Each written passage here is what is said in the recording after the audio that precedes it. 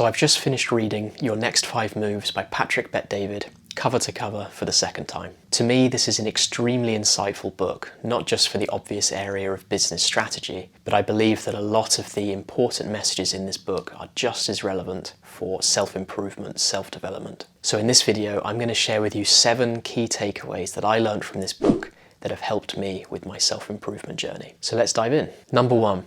The personal identity audit. Now, I have to start with this one as number 1 because this has been the most incredible learning from this book. It's actually the reason I discovered this book in the first place. I was watching a podcast by How to Beast with his guest, CEO of Testosterone, and he was talking about doing this personal identity audit that he discovered in Your Next 5 Moves and just how impactful it had been. I've read Patrick Bet-David's book, Your Next 5 Moves. Have you ever read that? No. It's very good. He has a worksheet that you can do where you answer a load of questions about your life. It goes all the way back into your childhood, everything you've ever, understanding every intricate part of your own personality. After hearing this, I was intrigued. So I got my hands on the book, specifically anticipating this personal identity audit section. And I can safely say it did not disappoint. Essentially, it is a questionnaire available free on Patrick Bet-David's website, link in the description. It takes a couple of hours to complete, and it questions everything from your childhood to growing up and becoming an adult to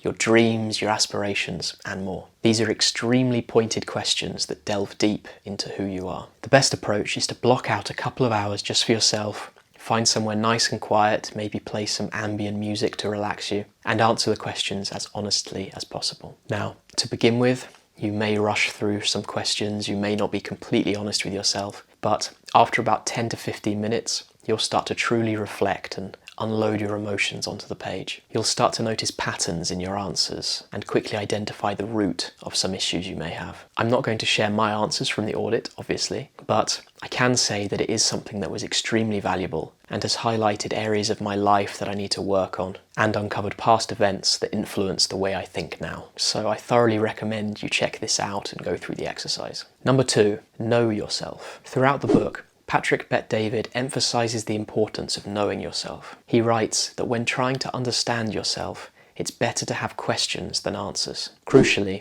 you must ask, who do I want to be? And be completely honest with your answer. Understand that your dream won't mirror everyone else's. Some might dream of celebrity status, others will dream of having a business empire that stretches across the world, others just want financial security so they can raise their children. Everyone's vision is unique, and that's perfectly okay. The key is honesty in recognizing your narrative. Once you truly understand yourself, you can start to strategize and plan your next moves. Number 3, intrapreneur versus entrepreneur. The area of self-improvement often glorifies entrepreneurship and leaving your job and setting up your own business venture to gain freedom. However, a concept that Patrick delves into in this book, and one that I had not personally heard before, is the idea of intrapreneurship, an individual who exhibits entrepreneurial innovation but within an established company. Both routes have their merits, right? An entrepreneur has full control, flexibility, full ownership, and can build a legacy, whereas an intrapreneur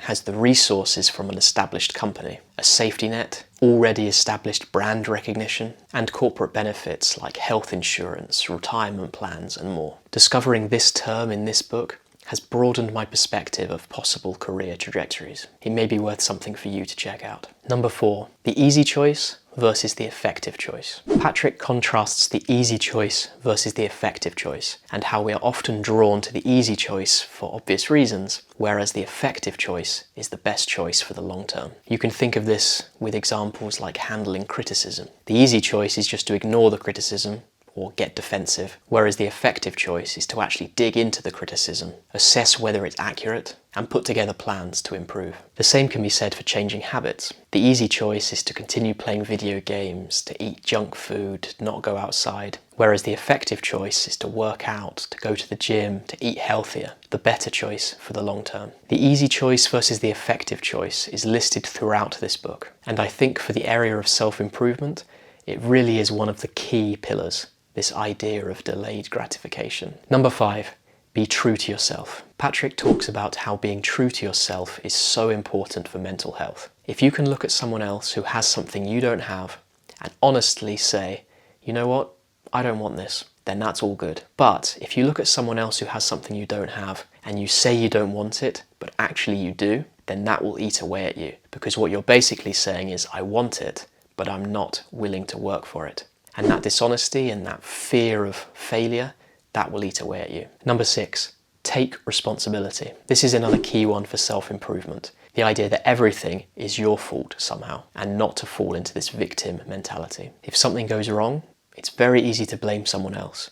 Again, the easy choice versus the effective choice. But the effective choice here is to take responsibility and look deeper into how you let this happen. Once you take responsibility, you have a clear target to aim for to prevent this happening in the future. And number 7, power plays. Patrick writes of several strategies that can supercharge your journey. Here are a couple. Control your narrative. Patrick talks about the fact that if you don't openly talk about your beliefs and who you are, the world will decide who you are. When you're talking to friends, let them know what you believe. Let them know what you're working on.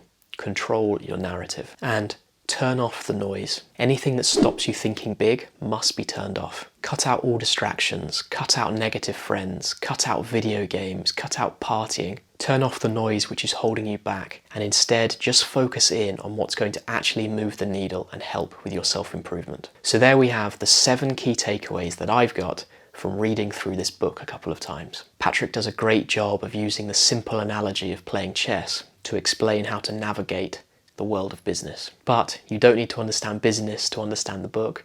You don't even have to understand chess to understand the book. He strikes a great balance, and I think he really found the sweet spot on the difficulty level. So yeah, check out this book. I really hope you found this useful, and I'll see you in the next video.